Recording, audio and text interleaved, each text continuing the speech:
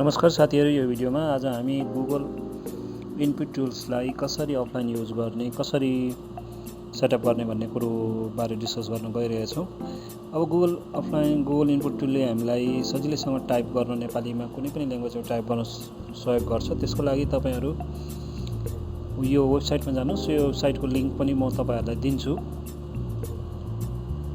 bitika.com.np र ब्लगमा गएर तपाईहरुले कुनै पनि ल्याङ्ग्वेज, नेपाली, हिन्दी, कुनै पनि ल्याङ्ग्वेजलाई गुगल अफलाइन टुल्सको ल्याङ्ग्वेजलाई डाउनलोड गर्न सक्नुहुन्छ र नेपालीको लागि पनि नेपालीको लिंकमा जान सक्नुहुन्छ र यहाँबाट डाउनलोड गर्न सक्नुहुन्छ र यसलाई डाउनलोड गर्नु होला।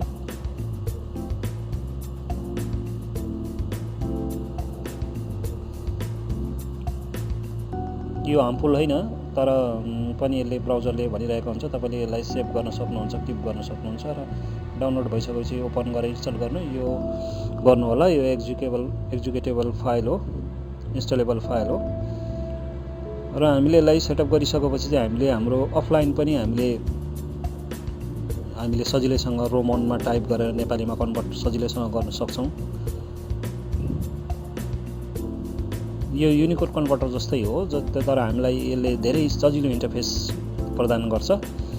हामीले जहाँ पनि, जहिले पनि, जसरी पनि हामीले रोमनमा नेपाली ल्याङ्ग्वेज सेलेक्ट गरेर रोमनमा क्लिक गर्ने बित्तिकै यसले हामीलाई नेपालीमा टाइप गर्ने अप्सन दिन्छ। यो किबोर्ड सेटअप जस्तै हो।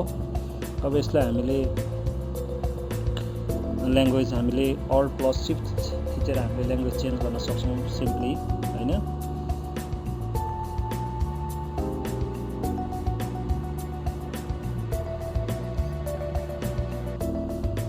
सेभ गरिसकेपछि तपाईले टाइप गर्न सक्नुहुन्छ र अल्ट प्लस शिफ्ट, है, म लेखिदिन्छु।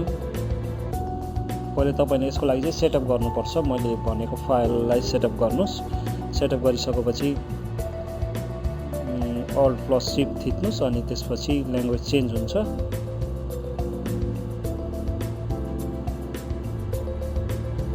अब तपाईले जे लेखेर पनि थिचेर हेर्नुस्। अब थिचेर भन्ने बित्तिकै यसले हामीलाई अप्सन दिन्छ। यो धेरै राम्रो टुल्स हो नेपालीमा टाइप गर्नको लागि। हामी जति छिटो इङ्ग्लिशमा टाइप गर्न सक्छौं त्यति छिटो नेपालीमा पनि टाइप गर्न सक्छौं। यो गुगल इनपुट टुल्सकोबाट हामीले आर्टिकलहरु पनि लेख्न सक्छौं।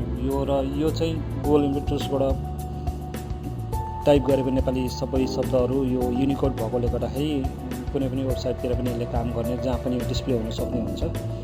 यसलाई हामीले कन्भर्ट गरिराख्नु पर्दैन।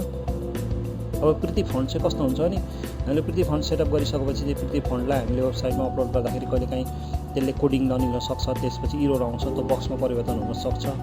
तर हामीले गुगल इनपुट टुल्सबाट टाइप गरेको कुराहरू जहाँ पनि डिस्प्ले हुन्छ। यो युनिभर्सल कोड हो, युनिकोडै हो यो। ल हेर्नुस् कति सजिलैसँग टाइप गर्न सकिन्छ हैन।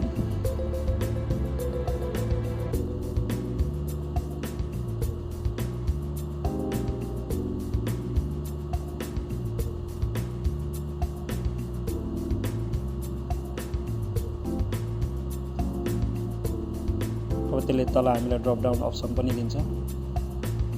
र साथीहरुलाई यो मेरो टपिक्सले, भिडियोले कुनै हेल्प गर्यो भने च्यानललाई सब्स्क्राइब गर्नु होला।